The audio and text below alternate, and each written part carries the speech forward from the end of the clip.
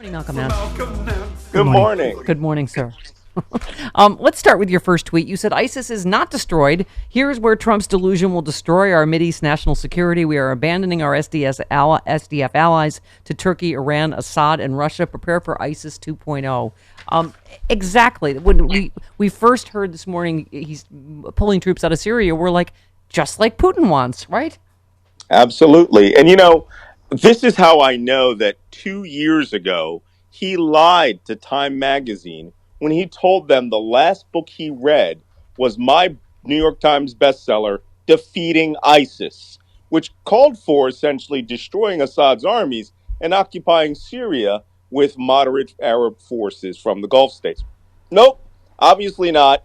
He is surrendering our Syrian Democratic Forces allies, who we built up from the ground, who lost thousands of men and women fighting to take back the city of Raqqa and other parts of Syria. He is about to abandon them to Turkey, Russia, and Iran.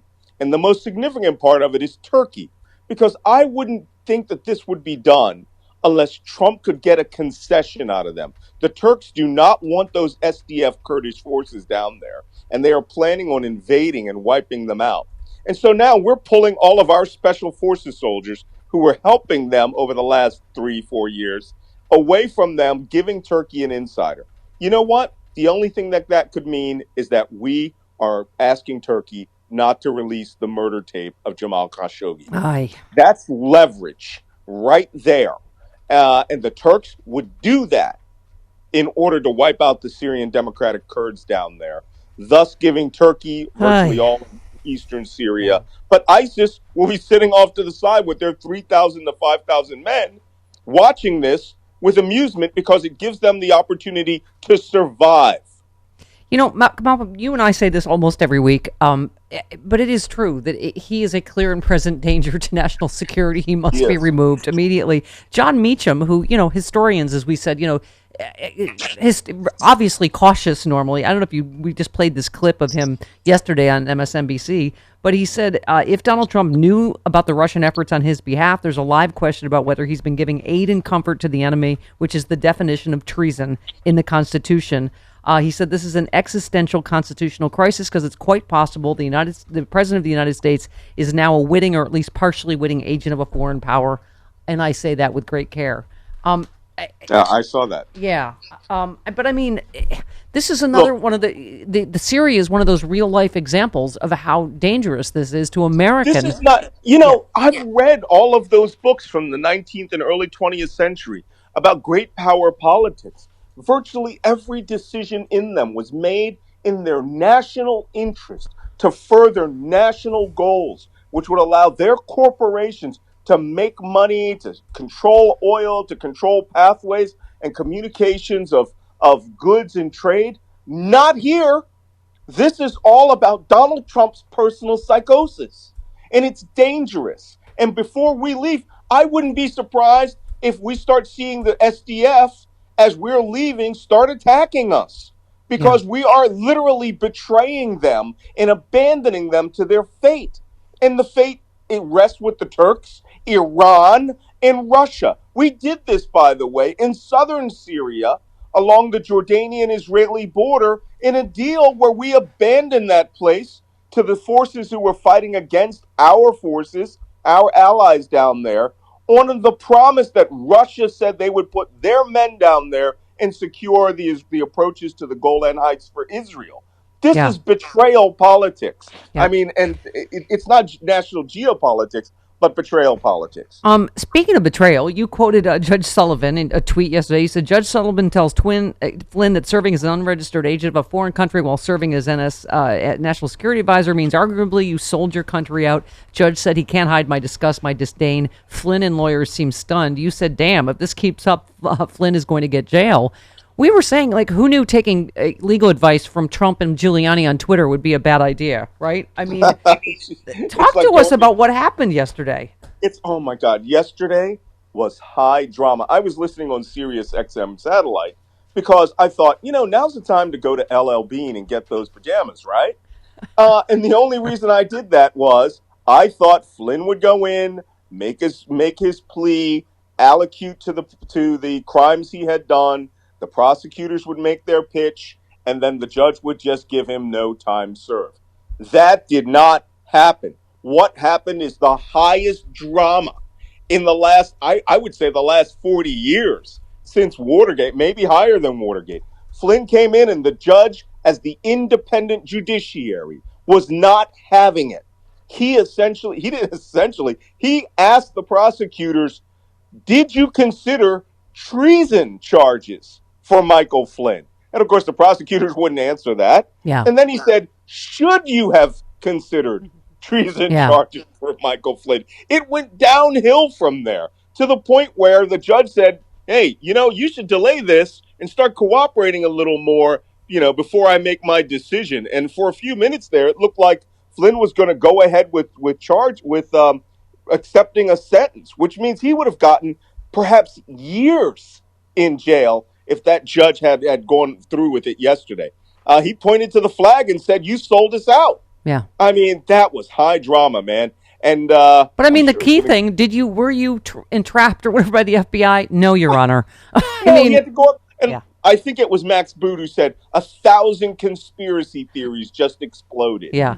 But not enough for Tucker Carlson to float one against me. So what did he do now? What? You guys didn't see that? I did not. Last night, in the first block of the show, Tucker Carlson attacked a segment that I did on Brian Williams' show, where I simply explained that Russia has been using information warfare strategy as part of their national military doctrine for decades, and that strategy involves co-opting the mindset of the population to assist an adversary in regime change. And that is literally word for word from the Russian Strategic Information Warfare Doctrine that the NATO Handbook on Russia Information Warfare quotes. And Tucker Carlson came out and said, I was pushing conspiracy theories and crazy, insane things. And I didn't know it until about 400 tweets got to me this morning going, you're crazy. You're the InfoWars of the left. No, I quoted official NATO documents and Russia's own written strategy. And guess what? I was right. Our population has been co-opted by Russia, and Tucker Carlson is a perfect example of that. He should have kept a bow tie on. Maybe that was training his crazy thought. Maybe there's too much blood getting to his brain now. You also tweeted good thread on Flynn's redacted 302s showing where he lied. They're embarrassing, sloppy lies. The biggest takeaway: FBI questioner shouts to interviewee, the FBI listened to every word of your calls and have a transcript. They know you're lying in real time, and still he lied. That was not entrapment in any way, obviously. Flynn was calling on his mobile phones because he was on vacations in Turks and Caicos or someplace like that. The man for years literally read intercepted transcripts of the own force monitoring that we do against all Russian diplomats. Yeah. I mean, that's been known since Marconi invented the radio. I mean, what was he thinking? Yeah. I said this before. They had a masters of the universe attitude to where no one would dare listen to my calls. We weren't listening to Flynn's calls. We're listening to the Russians' calls. You moron. This is what we do. And the director of Defense Intelligence Agency would know that. Yep. I know. Well, and also, by the way, you said to get off from these Trump-Russia charges on Flynn's partner, whatever Michael Flynn gave to Mueller, it was gold-plated platinum intelligence on Trump. There's no other way he got off from these charges unless he gave everyone up, which made it all the more like, what was he trying to do? Was it just a dumb lawyer ploy to try to get him more sympathy? But Mueller was already recommending 0 time in prison. Completely backfired in Judge Sullivan's courtroom. Completely backfired to the point where, as you started, they made him confess that he lied. They made him confess that he knew that he was lying to FBI officers. And that's why the judge, as a mature, considered, eloquent adult, his first thought was, holy cow, this is treason. So what do you think, if the independent judiciary that sees all the facts is coming up with that, then what's coming out in the future against the Trump team is going to be awesome. Yeah. Well, all right. I got to ask you this one. So everyone's been talking about this. 4 days after attorneys secretly argued over a grand jury subpoena suspected to be related to Bob Mueller's investigation, a federal appeals court is forcing an unnamed company to comply with the subpoena. They didn't identify the company. The company that sought to quash the subpoena is owned by a foreign country. Right. The hearing Friday came after several other secretive court clashes between Mueller's team and the company that received the subpoena, apparently over grand jury action. This is what closed down the whole fifth floor of this courtroom, right? That everybody's right. The secret subpoena day. If I had to pick a foreign country, would I pick Russia? The funny thing is that Sarah Kendzior and I think Leah McElrath had on Twitter had questioned whether it was an Israeli company. Oh. That had been doing secret work for the entire Trump-Russia information war campaign. Yes, Travis. So the choices are simple. The choices are Turkey, Saudi Arabia, Russia, or Israel. We may as well call these guys the usual suspects. Mm-hmm. Jody had an interesting question. Yes. What company is owned? What has an Australian company? Australian and Saudi Arabia is Fox News. Yeah. Yeah. Saudis. Yep. Interesting. Okay. They haven't tweeted since November, correct? Yeah, Fox News is not tweeting. So. No, they just greenwalded me on TV. Right? You know what greenwalding is? When you use the cover of journalism to make a personal attack. Yep. Yeah. Well, did you? By the way, you heard the shocking news that Roger Stone had to admit that he lied, right? Wait, I'm gonna get my shock face on. That said he admitted. Yes. You know what? All I want to know is I want to see the comments that come out of the prison about Roger Stone's tattoo. His tramp stamp. Yes, the tramp stamp. Yeah, exactly. There's going to be some guys. That's an interesting tramp stamp. There's going to be some guys who are going to have some commentary about that. They did say I always did want to. He's going to have to decide whether he's putting swastikas around it or MS-13 signs. What's your prediction? This will probably be the last time we talk to you this year. What do you think? Yeah. Anything by the end of this week, or what do you think? For God's sakes, I can't even start. I mean, Mueller is on a roll. And, the better word is jihad. I think he's jihading for the Constitution.